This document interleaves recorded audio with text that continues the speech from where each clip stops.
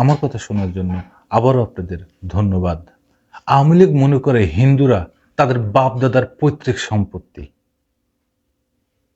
হিন্দুরা এই দেশে থাকলে তারা ভোট পাবে, আর এই দেশটা যদি চলে যায় তাহলে তাদের জমি জমা সব আওয়ামী লীগের। এই কথা বলতেছেন ব্যারিস্টার রুমিন ফারহানা। বাংলা ট্রিবিউন এই বিষয়ে একটা প্রতিবেদন ছাপা হয়েছে, কি বলছে একটু জানি।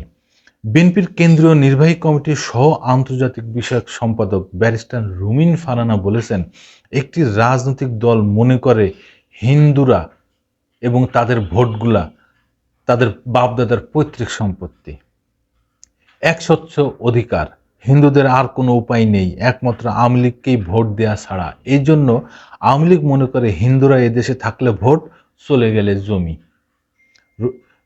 ব্রাহ্মণবাড়িয়া সরাইল উপজেলা শাহবাজপুর ইউনিয়নের নিয়াজ মাঠে আরাফাত রহমান কোকো স্মৃতি ফুটবল টুর্নামেন্টের ফাইনাল খেলা শেষে সাংবাদিকদের সঙ্গে আলাপকালে তিনি এই কথাগুলো বলেন। এই সময় রুমিন ফারহানা বলেন, আওয়ামী লীগ ক্ষমতায় আসার পর আমরা দেখেছি নছিরনগর, রংপুর, কমলাকান্দা, রামু, কুমিল্লা, ঠাকুরগাঁও, বানারীপাড়া, অভয়নগর ও যশোরে গত 15 বছরে সংখ্যালঘুদের উপর মারাত্মকভাবে নির্যাতন হয়েছে। আওয়ামী লীগ ক্ষমতায় আসলে আমরা এই ধরনের নির্যাতন হতে দেখেছি। তারা মনে করে আওয়ামী লীগকে ভোট না দিয়ে হিন্দুদের আর কোনো উপায় নেই।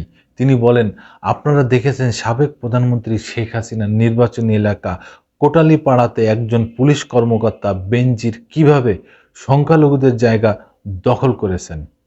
কোনো রকমের জবাব কিংবা বিচারের মুখোমুখি তাকে হতে হয়নি। এ থেকে পরিষ্কার বোঝা যায় হিন্দু জনগোষ্ঠীকে নিয়ে আওয়ামী লীগ ভোটের মাঠে খেলাধুলা করে। যখন শেখ হাসিনা দেশ থেকে পালিয়ে যেতে বাধ্য হলেন, আমরা দেখলাম হিন্দু জনগোষ্ঠীকে তারা নানাভাবে উস্কে দিয়ে মাঠে নামালো। বলা হলো যে নানান রকম নির্যাতন নিপীড়ন হিন্দুদের উপর করা হচ্ছে। কিছু ঘটনা যে ঘটছে না তা নয়, কিন্তু ঘটনা ঘটছে।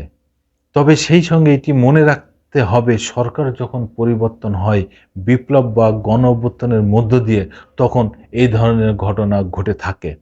সেটি যতটা সম্ভব কমিয়ে আনা উচিত, আইনকে তার নিজস্ব গতিতে চলতে দেওয়া উচিত।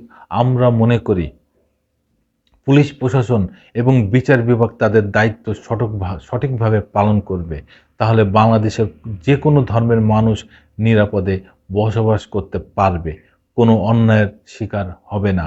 ভারতীয় গণমাধ্যমে বাংলাদেশ সম্পর্কে প্রোপাগান্ডার বিষয় তুলে ধরে ব্যারিস্টার রুমিন বলেন, ভারতীয় মিডিয়ার একটার পর একটা মিথ্যাচার চালাচ্ছে। তারা যেভাবে বাংলাদেশের সংখ্যালঘু নির্যাতন দেখাতে চাইছে, বলতে চাইছে, তার সঙ্গে বাস্তবে কোনো মিল নেই। এর আগে ব্যারিস্টার রুমিন ফারহানা প্রধান অতিথি হিসাবে আরাফাত রহমান কোকো স্মৃতি ফুটবল টুর্নামেন্টের ফাইনাল খেলায় বিজয়ী এবং রানার্স আপ দলের মাঝে পুরস্কার বিতরণ করেন। ছোট্ট একটা কথা বলে যায়, ডক্টর মোহাম্মদ ইউনূস অন্তর্বর্তীকালীন সরকারের প্রধান উপদেষ্টা বলেছেন, এই বাংলাদেশে মুসলমানদের যেমন সমান অধিকার, অন্যান্য ধর্মাবলম্বীদের তেমনই সমান অধিকার যারা এই বাংলাদেশের নাগরিক।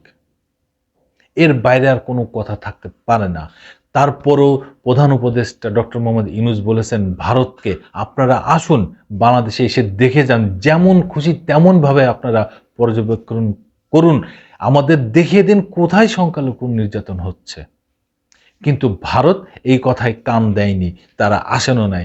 তারা কি করতেছেন, বিভিন্ন সোশ্যাল মিডিয়ায় তারা প্রোপাগান্ডা চালাচ্ছেন, ভুল তথ্য দিচ্ছেন, মিথ্যা সংবাদ প্রচার করতেছেন, আর বাংলাদেশের দিকে আঙ্গুল তুলতেছেন। ধন্যবাদ বন্ধুরা, আবার আসবো নতুন কোনো কথা নিয়ে, নতুন কোনো ঘটনা নিয়ে। আমি প্রিন্স।